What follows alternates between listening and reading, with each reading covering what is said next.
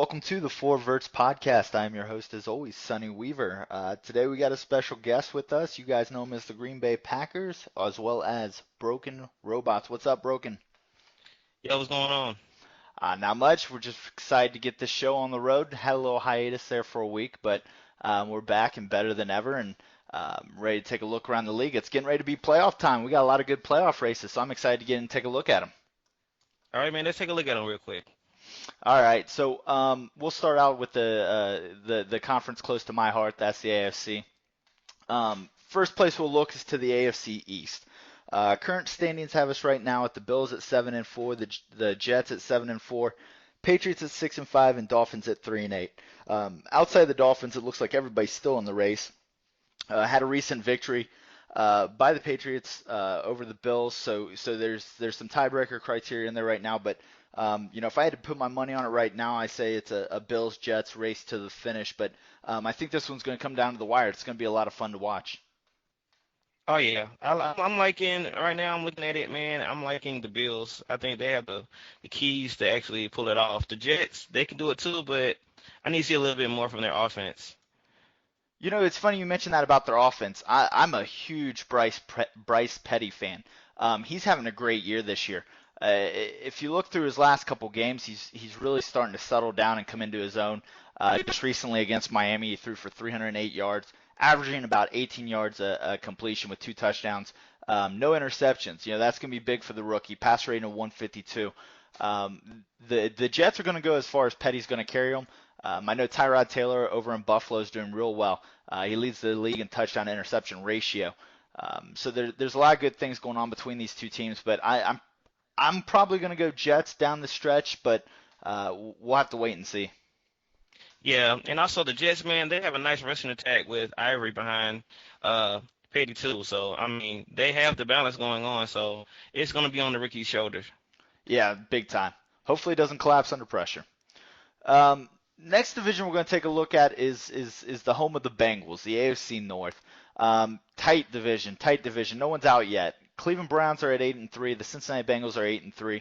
Pittsburgh Steelers 7-4, and Baltimore Ravens are at 6-5. The interesting thing about this division right now, you've got 4 teams in it, and you've got 3 teams that very well could end up with wild card spots in the division. So it's going to be a tough race down the end. You got the Cleveland Browns and the Cincinnati Bengals playing this week. This could go a long way in determining who gets the division title. The Bengals hold the tiebreaker currently. However, with the defeat this week, they would split that. So big thing down the stretch here. I'm, of course, going to take my own Cincinnati Bengals on the back of Jeremy Hill, the league leading rusher. But, it's going to be tough. There's some big games with the Browns, the Steelers, as well as the Ravens coming up to finish off this schedule. Oh yeah, and speaking of the Steelers, I sort of believe we're gonna sneak in at the very tail end of this and really make it something wonderful. I believe Big Ben, with 21 touchdowns, can actually do what he has to do to get his team to the playoffs. They have a good rushing attack with Bell doing 619 yards and 8 touchdowns to complement Roethlisberger also. So can't count them out just yet. Yeah, the interesting thing about this division, it's a division of no defense. You got 3 of the top 10 offensives, but you also have 3 of the bottom 10 defenses. So one thing this division can promise you is a lot of points on the scoreboard. We're going to go ahead and take a look now at the AFC South. The AFC South is currently being led by probably the somewhat surprising Jacksonville Jaguars at 9-2. They're followed up closely by the Indianapolis Colts at 7-4. Titans are starting to come back around a little bit after a slow start at 4-7, and then trailed behind by the Houston Texans at 2-9. I think the Jacksonville Jaguars are probably the surprise of the year. No one probably could have expected that the Jaguars would be 9-2 at this point, looking for the number 1 overall seed. Do we think that can last? That's yet to be determined. I think the Colts are still trailing behind. I'm not sure they're going to be able to catch the Jaguars in the end, but they definitely are in contention for a wild card. Yes. Speaking of the Jaguars, man, that owner, man, he's amazing. He knows how to play with his pieces that he has. He has two key pieces in his running backs, which is Yeldon and Denard Robertson. Yeldon alone has 826 yards so far this year and 16 touchdowns. But Robinson also complements him with 437 and seven touchdowns. So he doesn't have to lean on Bortles as much as most people would think he would, but he's relying on his good defense and his rushing attack. Yeah, so that's an interesting thing you bring up there. They do lead the league in points scored per game at 27.7. They're the second offense in the league at 301.7 yards per game. So they're a potent offense, but I think people would be surprised to know that um, you've got T.J. Yeldon rushing for 828 or 26 yards, but like you mentioned, Denard Robinson's added 437 of his own. They are the best 1-2 back system in this league, and I think that's going to help them in the playoffs. I am a little worried about Bortles. I'm not sure he's gotten up to speed quite yet. The game against the Titans, Week 11, the Jaguars got into some trouble late. So I wouldn't be surprised if you can get the Jags down early in the game, make them pass it. That's probably how you're going to beat those Jaguars. But they still got some tough games down the stretch. They do rematch with the Titans, who did beat them. They got the Colts, the Falcons, and then finish off with a couple easier games in the Saints and Texans. I'm thinking the Jags probably take the division. Right now, they're really chasing the number one seed. We'll wait and see how that goes over for them. Yeah, agreed. So we're going to jump across to the AFC West. And some people know that we ragged on the AFC West the last time on the show. You've got the Kansas City Chiefs at 8-3. The division's actually, and some of you may be surprised to hear this, come around a little bit. The Broncos are at 3-8, the Chargers 2-9, and the Raiders 1-10. And people are probably saying right now, how the hell do you call that coming around? Well, you got to understand they were a winless division outside the Chiefs for most of the season. So to come back around to the point where they're at least starting to get some victories, that's a big turnaround for them. Raiders get their first win last week. Chargers have been in a lot of tough fought games this year. Very surprising to see them sitting at 2-9. They easily could have 6 or 7 wins. A lot of last second losses there. And then the Broncos, a historically successful franchise, really struggling right now. But the top of the division, the Kansas City Chiefs, they're in the hunt for a bye. 8-3. Uh, we'll have to wait and see how this goes. They got pushed around a little bit recently, but we'll have to see if they bounce back. I think the Chiefs probably end up somewhere in that 3-4 seed range. I don't think they hold on for the bye week, but that's something we can watch as we get towards the end of the regular season here. Yeah, and speaking of the Broncos, man, like I'm completely in shock that they can't get themselves together. I mean, the owner of that team is a veteran in the league, and he's dealt with this team for a long period of time. And I'm just surprised that he couldn't, maintain, his stretch. So, I mean, when you have Peyton Manning on your team, you feel like you should always have an opportunity to win, but it seems like Peyton Manning's been giving up the game to the opponents. Yeah, so much so that he got benched. The Broncos have been a little bit of a dumpster fire this year from that standpoint. Peyton Manning started out the year as the starter. Age kind of caught up with him a little bit, throwing 25 interceptions. The Broncos front office trades his original backup, Brock Osweiler, to New York, then turns around a few weeks later and trades for Mike Glennon from Tampa Bay, basically spending draft picks for the same guy that they had to start with. Glennon's come in, not fared a whole lot better than Manning was. I think the Broncos are looking at a complete rebuild in the offseason. Whether that's going to be behind Glennon or some other quarterback, it's yet to be seen. But I expect some, wholesale changes from the Broncos this offseason. Yeah, and the loss of C.J. Anderson for 19 weeks is nothing, it's not helping them at all right now. Definitely. Okay, so we're going to jump across to the NFC, and we'll start with the NFC East. Very tight division coming down the stretch here. You got the Dallas Cowboys at 6-5, the Washington Redskins at 5-6, the Giants at 4-7, and the Philadelphia Eagles at 4-7. We'll start up here at the top. The Dallas Cowboys may struggle this week. They've had some issues with ownership there. I know there was some suspension. The front office, or the league, I should say, wasn't happy with some activities going on by the front office, and there was a suspension imposed in Dallas. So We'll see if the Cowboys can hang on in such a tight race. The Redskins at 5-6, right on their heels, and don't sleep on the Giants or the Eagles. They've all had some decent wins this year, but they're kind of all riding a little bit of a tidal wave. Nobody wants to just reach out and take this division and run with it. So this is a division I think that's going to come down to Week 17. Who will take it? I'm going to go Cowboys, but that could be anybody at this point. Yeah, agreed. Notoriously in NBL, this hasn't been a good division, but this year it seems like the new ownerships of these teams are actually doing pretty well. When I look down the list, I'm looking at the Eagles. I have a good relationship with the owner, and I'm just surprised that they can't get their passing game together. Sam Bradford, 16 touchdowns, 1,700 yards passing. They haven't been able to really just take over some of the games they could have won. DeMarco Murray has 653 yards. That's actually a highlight of this team. But outside of that, man, they got to get it together along with the Giants. Yeah, definitely. So that race is going to come down to the end, but then we go to the NFC North, and this one's already locked up. You got the Detroit Lions leading the way, 12-0. Probably the story of the year in NBL. We'll see if they can hang on there at the end, and we'll talk about that a little bit later. Chicago Bears at 7-4. Your Green Bay Packers at 4-8, and the Vikings at 3-8. Now, you got the Packers fighting for a playoff spot. You've got the Lions possibly at this point locked in to the number one seed there in the NFC at 12-0. The Falcons have an outside shot, but probably going to take a little bit of a meltdown by the Lions. Your Green Bay Packers have actually played the Lions tough 2 times in a row. Couldn't get over the hump to really pull it off, and that's where that Lions number one overall defense I think has really stepped up. The Lions, normally known for their offense, have really lived this year based on that defense. The Vikings have kind of fallen apart a little bit.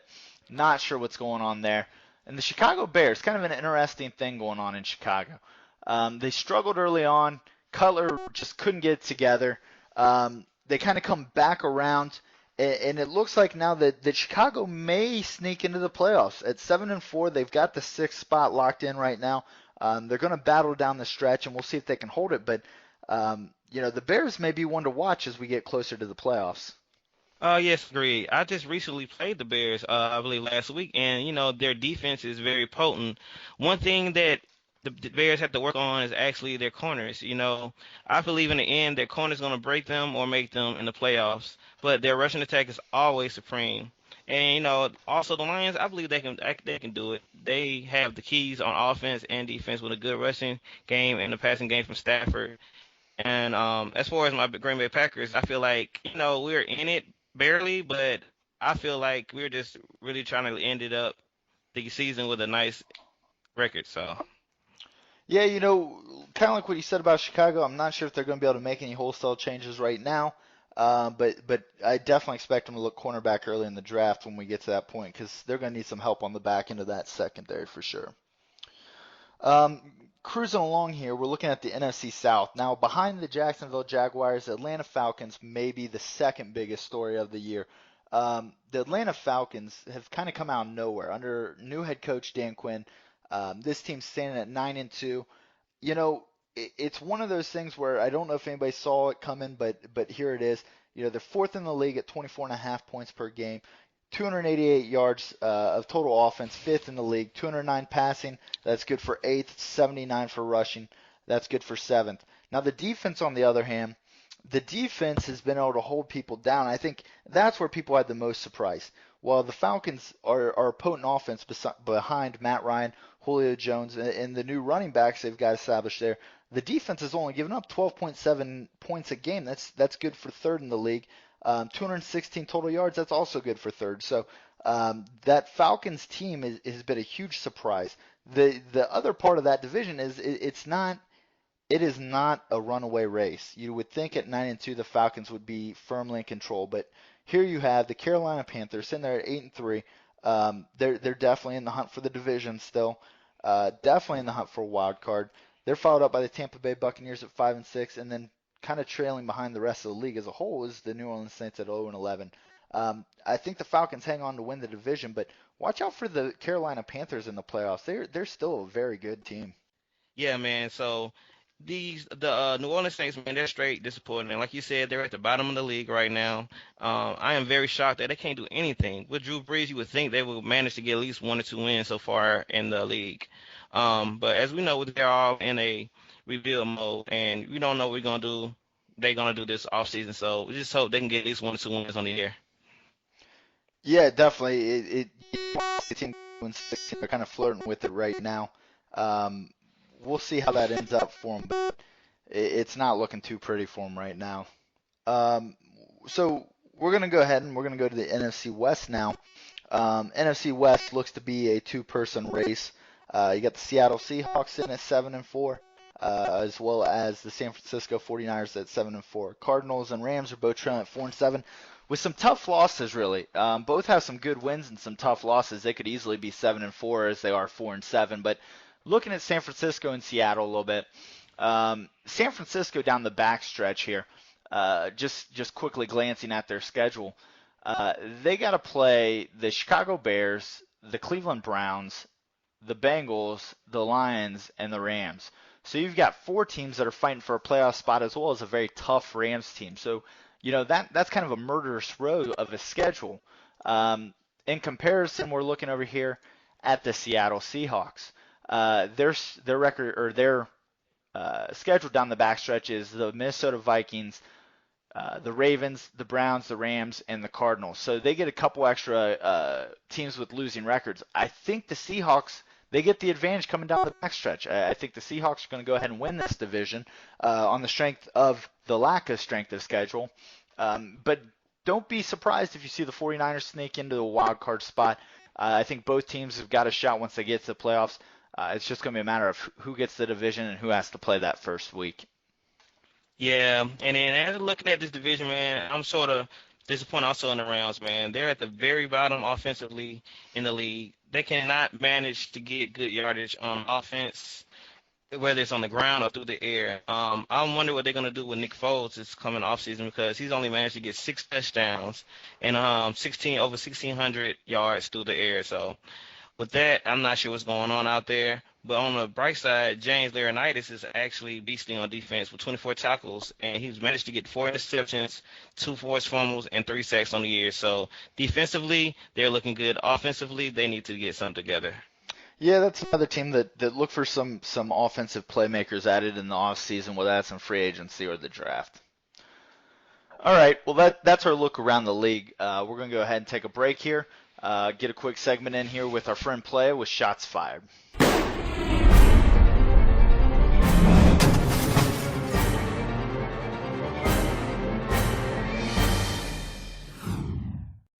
Okay, this is player partner.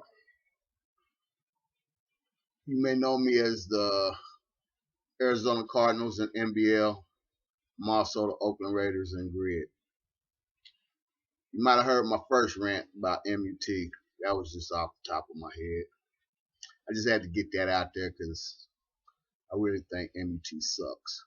But anyway, my next rant, if I can call attention to, when they dropped Madden 16 in August.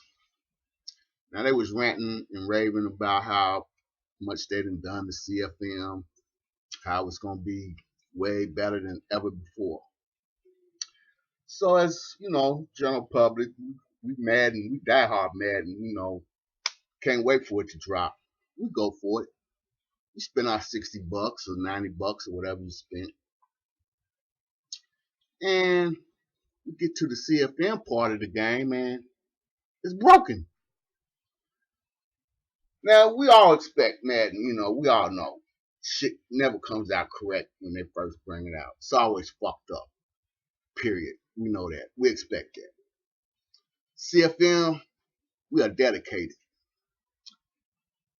If you're going to pump it up that you did all this to it, and then you drop the game, and the motherfucking CFM is broken,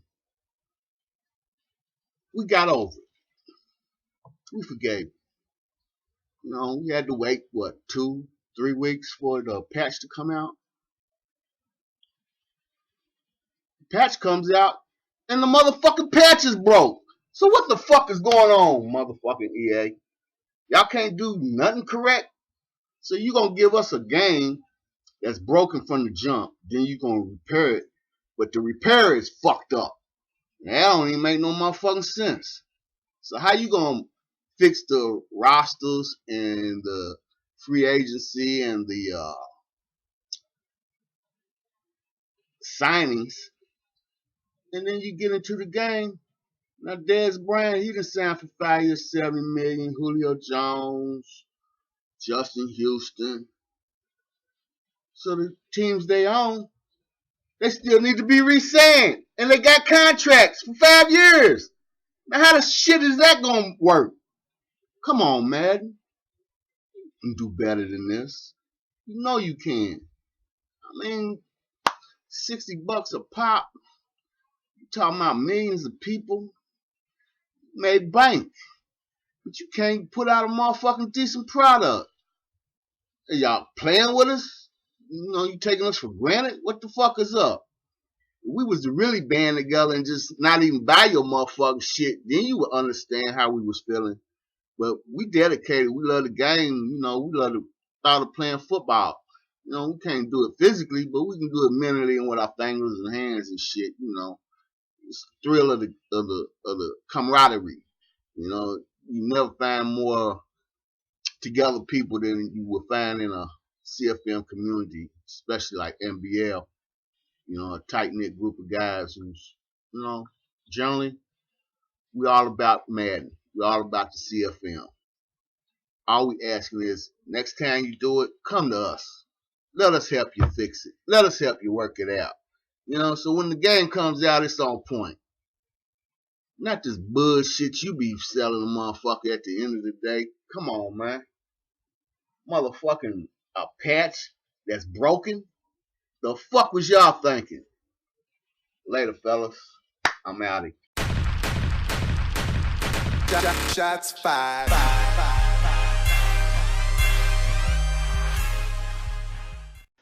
All right, we're back. Always got to appreciate players' take on different topics, and of course, that was as good as before, and I look forward to continuing to hear from him as we go ahead. What we're going to do now is we're going to play a little game. It's called Buy or Sell. I'm going to read a question off here for Botz, and he's going to buy and sell it and give us his take on why. First question we got. This one's obviously a little close to my heart. Buy or sell, someone will catch Jeremy Hill for the rushing title at the end of the year. No, I believe with that offense, man, he's just gonna really take off. So far this year, he's flourished in the offense, and I don't see the owner doing anything different to deter him off his track to be the top rusher in the league. You know, we'll have to see about that. I think as we get towards the end of the year, you may see Giovanni Bernard get a little more work. And you know, the team's had a good stretch here where they haven't had to come from behind yet, which allowed them to run late. As the schedule gets a little tougher down the back end here, we'll see. But Jeremy Hill is in a pretty dominating position right now, and we'll see how it ends up down the stretch. Buy or sell, the Denver Broncos combined between Mike Glennon and Peyton Manning will throw 50 interceptions this year. I'm buying that. As far as any improvement out there in Denver, I don't see it this season.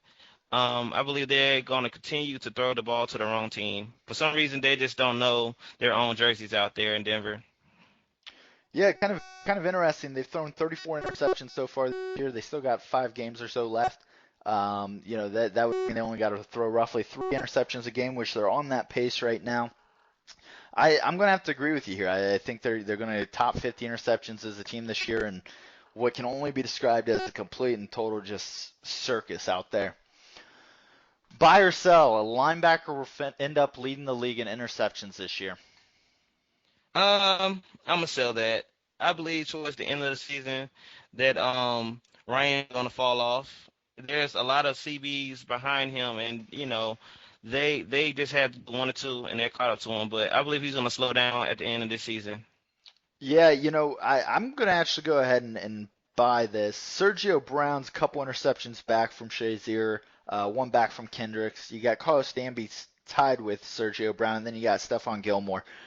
Just a lot of linebackers right now getting those interceptions. I think Right now, the quarterbacks in the league are just looking to the center field a little too much and paying the price for those linebackers reading the eyes. So I'm going to go ahead and say a linebacker will finish up the year leading the league in Yeah, when interceptions. Jordan's out on the field also helps him out too. Yeah. Um, Buy or sell, the Lions will finish a perfect 16-0. I'm gonna sell that because I believe somewhere down the stretch in the last 2 or 3 games, Bomber's gonna slip up, make that one crucial mistake that's gonna cost him the game. Yeah, so let's look at that a little bit. The schedule coming up is definitely a favorable schedule. You've got the St. Louis Rams, the New Orleans Saints, the 49ers, and the Bears. I think if there's a chance for it to happen, I'm going to go ahead and say it's going to be at the 49ers. I think the Bears, the Lions have their number a little bit. I don't see it happening with the Rams or the Saints. So if there's somebody that's going to keep them from going 16-0, it's probably either going to be the 49ers or the Lions themselves. Sometimes the toughest person to beat is yourself. So I'm going to go ahead and I'm going to buy it. I think the Lions do, in fact, finish 16-0. All right, we'll see. Buy or sell, New Orleans Saints finish 0-16. I am going to buy that. I don't see anything out there, any hope or prayer for them to do anything this year. You know, sometimes going 0-16 is as hard as going 16-0. But I will say that the Saints have we're given no favors in the way their season's going to end. They get the Panthers at 8-3, the Buccaneers at 5-6, and then finish it off with possibly the three best teams in the Lions, the Jaguars, and the Falcons. As hard as it is to go 0-16, boys, I think we may have our first record holder at 0-16. I'm going to go ahead and agree and say the Saints do go 0-16 this year. With that being said, you know, look for some wholesale changes there in New Orleans next year. They got to figure that out. Yeah, but 0-16 is not always a bad thing. As being a former GM of the Dallas Cowboys, sometimes that number one pick can come in handy for next year. So, hey. Yeah, definitely. Buy or sell, the AFC North gets 3 teams into the playoffs. I am going to buy that. Well, of course, I'm going to buy it too. We're the best division in football. What can I say? There's nothing else to say about that. Best division in football. Last one for you here, and this you can show your bias here a little bit. The Super Bowl champion will come from the NFC. Buy or sell? Yes, I am going to buy that. Cash, straight cash. I think the Lions is going to take it this year, man. I believe they're the most solid team in the NBL right now, offensively and defensively. So, yes, I'm going to buy that. I'm going Lions, Super Bowl. I'm going to go ahead and I'm going to sell it. I'm going to say the Lions go 16-0 regular season, but that pressure gets to them in the playoffs, and they lose one in the playoffs. Thinking New England Patriots a couple years ago couldn't complete the perfect season. I don't think the Lions complete the perfect season. I think they do get knocked off. I do, however, think that champion could come from the NFC. I just don't think it'll be the Lions. All right, so that's buy and sell for the day. We're going to go ahead and take a break for Saluki to give us a little bit. Numbers never lie.